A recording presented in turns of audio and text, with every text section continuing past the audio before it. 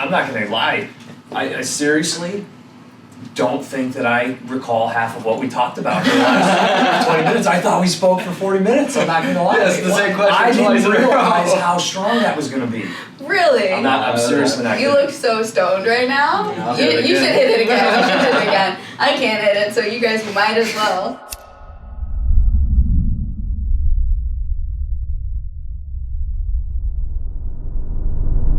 We appreciate you being here. I know we've been trying to do it a few times, but schedules haven't quite lined up. But you know, it's great. We had a great conversation with you actually at Paragon Space, and it's kind of what we know you as, kind of somewhat stumbling across you, I think about 7 or 8 months ago now. But you know, in doing some research, you've had quite the history in the cannabis community in California, and a lot of connections, it seems like. So I think for the folks that aren't familiar with who Alice Moon is, if you could maybe give a brief overview, and we can kind of start from there. Dope. Well, hi guys. Yeah, Alice Moon. I'm from New Orleans, Louisiana, and I joined the cannabis industry 8 years ago. Started as a bud tender, then I started making bracelets you could smoke out of, and then I started doing edible reviews. And then I came up with the idea to launch like a edible finder. Yep. And I called it Swallow, and there's like the Yelp of edibles to help people find the right product based on their dietary needs and their location. So I spent 2 years working on it, launched it in summer 2017. We got nominated for an award, Dope Magazine Best Tech. The ironic thing was my tech never fully worked, so it just looked really good and people liked me, so that's why I was nominated for the award. Ultimately, I realized tech's not my passion. Education, connecting with community, that's my passion. So I shut down the company last December, and then I've been on a journey of like figuring out what's next. People call me an influencer. I kind of like don't like the term. I like prefer to be known as like an advocate or educator. Influencer feels like it doesn't give me all the credit for what I am. And so I was going to go into 2018 doing more product reviews and writing, and then I developed Cannabinoid Hyperemesis Syndrome, which is when I had to stop using cannabis.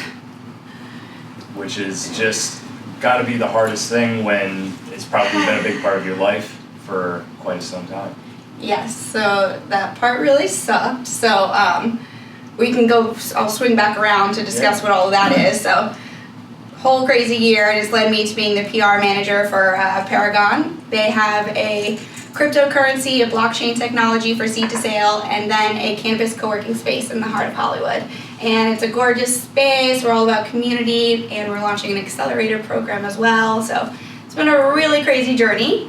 And now on to the Cannabinoid Hyperemesis Syndrome. Well, first, you've done so much. What brings you, I know you're from Louisiana originally, and what brings you to California in the first place? What kind of sparked that drive? So completely random. I was on tour with a band and I lost my job, and I was like, you know what, I've got some money saved, let me go somewhere. So I posted on Facebook and was like, who has a room for rent anywhere in the country? Someone had a room out in Los Angeles, so I just drove out here thinking I'd be here for a month, and then it turned into 8 years. Wow. So it wasn't planned at all. I didn't even care about weed when I moved out here. I drank a lot in New Orleans, so. Yeah. Were you smoking weed in New Orleans? No. Not at all? I mean, I had smoked a few times, but it was not my thing at all. Right.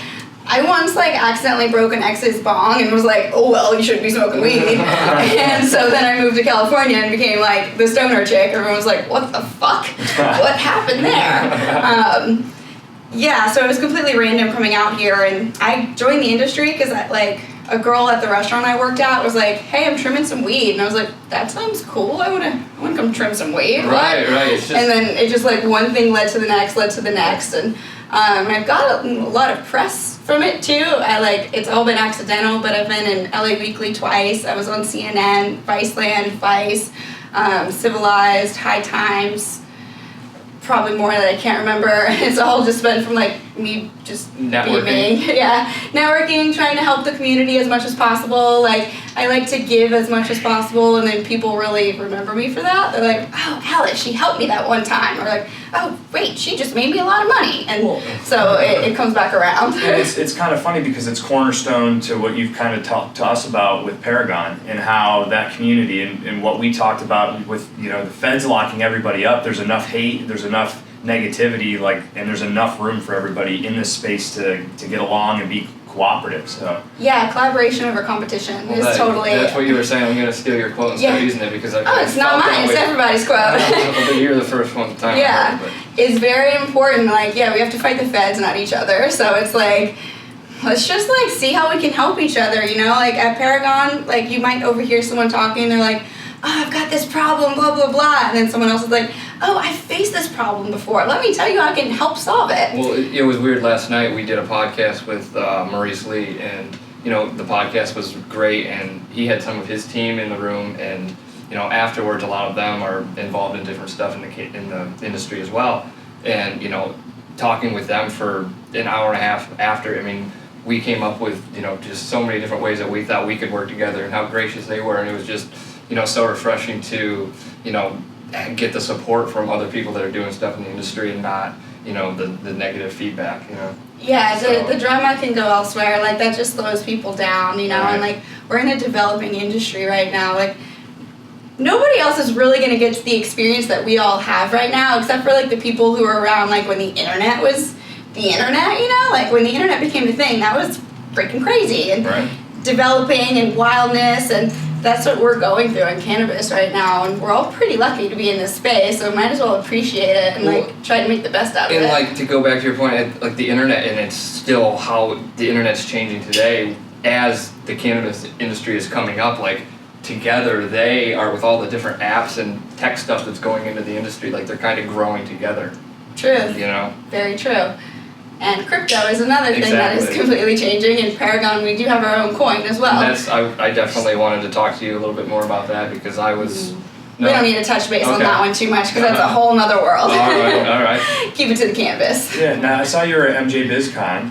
Yeah. How was that experience? And, is that something you look forward to, going to those types of events and getting away? Because, work is one thing and it's kind of demanding, but having to be able to go to Las Vegas and experience the big conference. So I went last year. I was given a press pass to go. First of all, they don't normally give them to influencers, and they're convinced as why you should come. And I was like, well, if you have me there, I'm gonna learn a lot of stuff, and I'm gonna take it back to LA, and I'm gonna connect a lot of people, and it's gonna be really good for the whole community. They're like, awesome. So last year I went. I was super young and eager, and just all over the place. Loved it. Didn't sleep. Did everything. This year I was going on behalf of Paragon, so I was very focused on doing particular things. And I felt I was a lot wiser this year, so I was a little disappointed with a lot of the booths I saw. Okay. A lot of the companies are definitely not going to be there next year. I went up to one guy, I was like, so tell me what you do. And they're like, what? You're putting us on the spot here. And I was like, no, what? Just tell me what you do. And realized a lot of people they're not ready yet to be there. But I did go to a bunch of parties, and that was cool. That's really when the real networking happens. But I only ended up spending 5 hours at the conference this year, where last year I was there morning to the end of the day, each day. But this year I So what's your take on why it changed so drastically in a year? Well, 2 reasons. Last year, I wasn't as smart, so I didn't know all the right questions to ask. So I'm wiser this year. And now also, it's become legal in California and in a lot of other states too, and Canada. So a lot more people are entering the industry. They're eager. They're just, they're wanting to be there, but not fully prepared to be there. Yeah, that's a really good point. Yeah. And I think that's going to change. There's regulation, and we talked a lot about that with Christian when we spoke with him, and how regulation, it's tough because it can be restrictive, but it's also what's going to ultimately help, if done properly, make this space something that can be, positive for all. Yeah, and regulation, it's so crazy because being in the industry for 8 years, I've been there when we were working at a dispensary and we're worried about people coming in and robbing us and being so scared, and now it's you can just walk into MedMen and just go pick up a product and look at it, and no one's gonna pull a gun out on you. It's like totally different. And I like the regulation coming in. It's good. We need some structure, but it's a little insane, and it's definitely hurting a lot of companies having it. But hopefully soon it gets leveled out. Yeah. Well, I live down in Orange County, like near the Newport Beach area, and in Santa Ana there are still so many hole-in-the-wall shops that are doing it illegally, and it's, they get busted by the feds, and then a week later they're popping up in a different location. Still? It's dang. It's bad down there. Wow. I mean, I haven't really been paying attention to shops that much this year. Yeah. Because I'm just like focusing on all the other like moving parts of it. That's wild that that's still going on. And that hurts all the people who are like paying to be legal. That's the sucky part. Yeah, exactly. No, but so to kind of circle back, being in this environment with a condition now that has kind of impacted your ability to consume, touch on that and how, that's changed, but also maybe made you change your perspective in a way that you can kind of advance that with others. So, let me start by saying it fucking sucks. It really, really, really sucks that I can't use cannabis. I even have to be conscious of being at events where I can inhale secondhand smoke, because I can throw up from that as well. So is it just it's all just the cannabinoid in your system, or is it just THC? Okay. So CBD actually doesn't make me sick. Let me actually just rewind and explain it all. Yeah. So cannabinoid hyperemesis is a side effect of too much cannabis use. There's no pattern on who it affects, but it's just with people who use a lot, whether it's edibles or smoking 10 joints a day or taking dabs. Me personally, I was doing edible reviews for years, and I got sick in 2016. I started throwing up randomly. Doctor said I had acid reflux, so changed my diet, felt better for a few months, came back. Last year I quit drinking, thinking maybe alcohol has something to do with it. No, throwing up continued, and then this year it got so bad that I was puking every single day, and my mom was like, okay, we have to find you a specialist who can figure out what's wrong with you. So I saw a specialist who said, yes, the cannabis. And I was like, no, it's not. No. And I had heard of this illness before, but I was also in denial that it was real. I was like, no, those people are on drugs now. And I was like begging them, please do a bunch of tests. And they're like, no, just take a break. I was stubborn, and then I went to like a 5-course infused dinner, and that led to me puking all day, every day for 2.5 weeks. And I was in the hospital twice. I lost 15 pounds, and I'm already very skinny, so I was scary skinny at that point. And I didn't use cannabis the whole time. Like, that dinner was my last time, but I was still throwing up, and it was scary, and there's not a lot of information out there. The only information was about how hot baths relieve the symptoms. So I was taking a lot of hot baths, which just added to the dehydration. Another thing is Capsaicin Cream helps with the symptoms. I'm not familiar with that. What is it? It's a cayenne pepper-based cream. Makes your skin burn. So I tried that one day, and then my skin was on fire, and I was in so much pain that it was just miserable, not even worth it. Then I started learning more about this, and there's so many different reasons behind why it could be a thing. The thing that makes the most sense to me is that too much cannabis use shuts off the TRPV1 receptor, which regulates digestion, and heat reactivates that receptor. Okay. But it could also be pesticides, which I personally don't believe it is. It could be just reaction build up over time. My body, my endocannabinoid system's overloaded.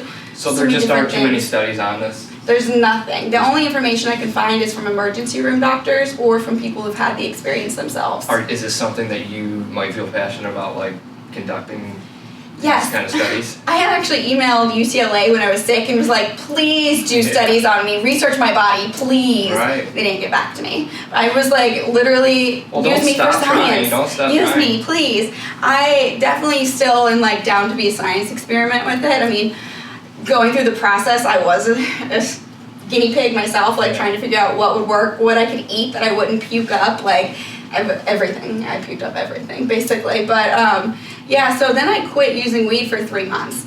And that was very challenging to stop using it. Going from going to cannabis events 5 days a week, using weed nonstop, to not being able to use it at all.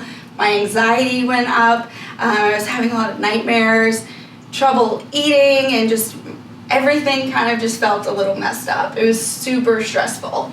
And then I started using again and was able to use for 3 months, and then it came back. And this time I only puked for 4 days. So 4 days straight, not 2.5 weeks, but still not healthy to be doing that. Right. So it's changed a lot of my life having this illness, but I still love cannabis and appreciate it, and I know how beneficial it is for so many people. So it's not like I'm like, I can't use it, so no one should use it. It's like, I can't use it, so like you can use it though. Like do it responsibly. So what else does Alice Moon like to do? You said a band, you were on tour. What kind of music? I gotta understand this type of story. I was the momager. Like everybody needs somebody who's really good at organizing and like telling you what to do, and that's what I'm good at. So I am not musically inclined at all. I was just there to like make sure the boys like did what they were supposed to do, basically. And how did you get hooked up with that?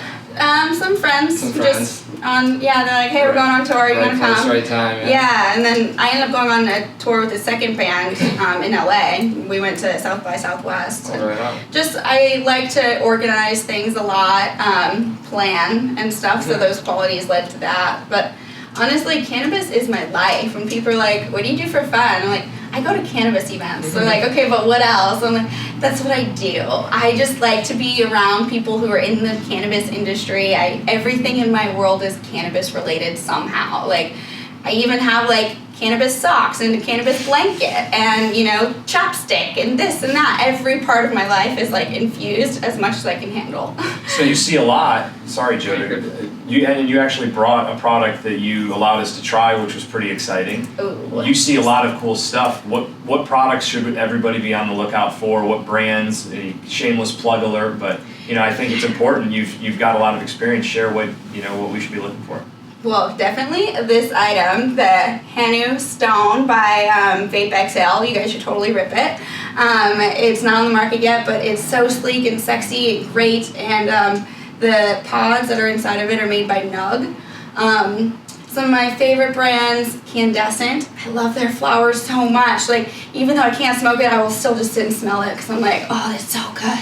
Same with Pearl Pharma. Sorry. No, you're fine. That doesn't affect me. It's just if it's like a joint that I'm inhaling. Pearl Pharma, we've actually been in talks with them to get them on the podcast. Oh, so, perfect. Let's make that happen. I'd like that. The Pearl Pharma has shown me so much love over the years. I love them. I wouldn't be where I'm at in my career if it wasn't for Pearl Pharma. Awesome. They seem like really good people over there. They are, and they're self-made, which is great. Exactly. They don't have the big money. And that's why we want to talk to them because, I mean, when I first talked to them, they told me a little bit about their backstory and how they've been around for, since the beginning of all of this. So, I mean, those are the people we want to connect and talk with for sure. So. Yeah, and side note, the person who runs Pearl Pharma, he is my former business partner. Okay. So when I had the tech company, I don't know if that's who I was. Ryan. I'm sorry. Were you talking to Tonice? Tonice. Yeah, yes. So Tonice is like the head of like so much stuff, but Ryan is right above, and he was my business partner. He's my bestie. So and then other brands, Papa and Berkeley. Love them. Topical, they have patches, tinctures. Their product is so good. And then Defonce chocolate. Have you guys heard of Defonce? No. It is gorgeous. It's made by somebody, he was the head of marketing at iTunes for 6 years. Okay. And then he came and started an edible company, and it's like so sexy. Each piece of chocolate is geometrically shaped. The box was designed by people from Apple, and the chocolate was from people from Godiva. So like he brought in all the best people. It just now is available in SoCal. Like it's only been in NorCal. Okay. But each one, like you can dose it out really well, which I find is very important to be able to now everybody has to like dose it correctly. Mm-hmm. But those are like my top favorite brands right now that I'm like, yeah, you're doing good. Yeah. Where do you see the cannabis space 5-10 years from now? I mean, I know it seems like everybody feels like there's been so much progress, which there has, but, I'd be curious your take. You seem to be around a lot of folks. I don't even know, because honestly, I didn't even expect it to be at this point of where it's at, so it's kind of crazy to think about it. There's going to be a lot of corporateness happening, like these small mom and pop companies are struggling to stay alive. A lot of them are going to be gone, unfortunately. There's going to be a lot more structure. hopefully the quality of weed stays great, and hopefully the edibles available become a little bit stronger on the recreational side, because they're down to 100 milligrams per purchase, and that's like not that much, you know. Yeah. I just hope that it stays going well, and that there's more women CEOs, and that America like allows people from Canada to be here, because I'm not sure if you guys are aware, but if you're in the cannabis industry in Canada, they will restrict you from coming to the US. I was not aware of that. There's a lot of people who went to MJ BizCon who are no longer allowed in the United States. So I hope that changes too, because it's totally unfair. Is that something new that was just like This implemented, year? or is it an old law that's now just being scrutinized more? I'm not sure. I just know that this year is when they started to enforce it. So I hope all that changes, because it's like we all need to be able to work together. So if we're trying to like, you know, work across the border and people can't come here, it's like it's an imaginary line. It doesn't make much sense. It doesn't at all. Not at all. And that part really, it sucks. Oh, and one thing with my story that I forgot to bring up is that I co-hosted and co-produced the California Cannabis Awards this year.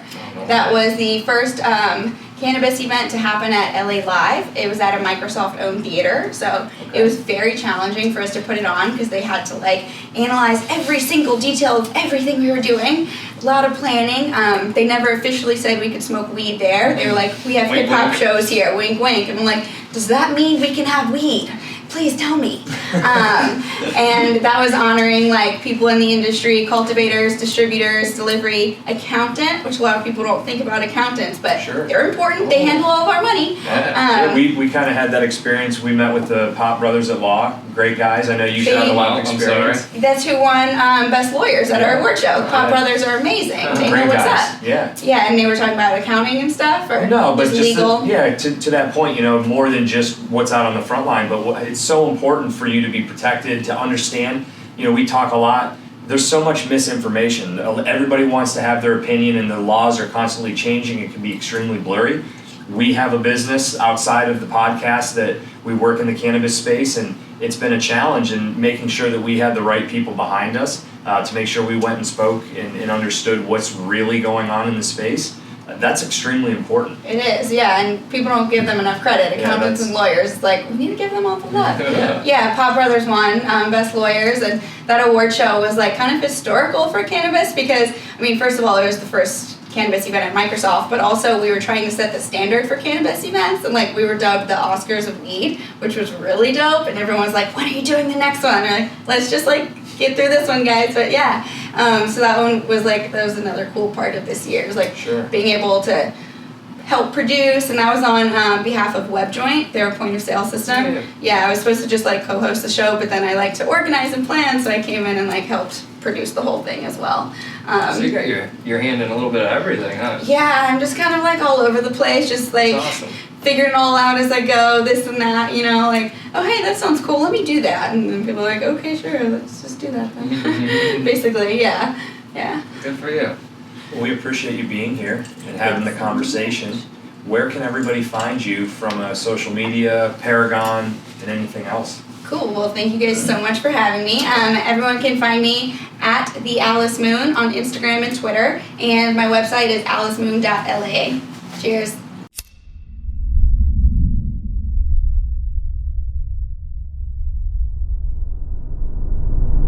Yeah, your eyes are just so glossy. You're like, hey, I got this as a hint. You know, they were nice and gifted this to me. You should try it. You know, you should come with a warning. We did a podcast before you, and it was this team. It's called Student in Glass. You're familiar with them? No. They developed a formal gravity bong, I guess, what you would say. It's like a giant water glass thing, and you have water in one end, and you tip it over, and it suctions it down, and it filters it out like that way, and it's pretty dope. And we were ripping that up here before you got here, so I'm really? Damn. It kind of came last minute. It's getting ripped. Yeah, it's, I'll do it one more time. Yeah, I mean, why not? I can't hit it. The shit was dope, though. What? I don't know if he needs it. I know, his eyes are so glossy. Oh my god, I'm not gonna lie, I was sitting here and I'm like, holy cow, I feel like the building's gonna fall over. Really? It was that bad. You did a good job. Yeah, I was holding on by a thread, I'm not gonna lie. And I don't know, you probably noticed about 10 minutes in, I just kind of was like, Joey, just please talk because I felt like I was going to ask some really dumb questions to you. Yeah. No, we're good. I just wanted to really let her tell her thing. Yeah. I mean, I can talk forever. That was good. Yeah, that was great. I appreciate it, guys. Awesome. That's fucking dope.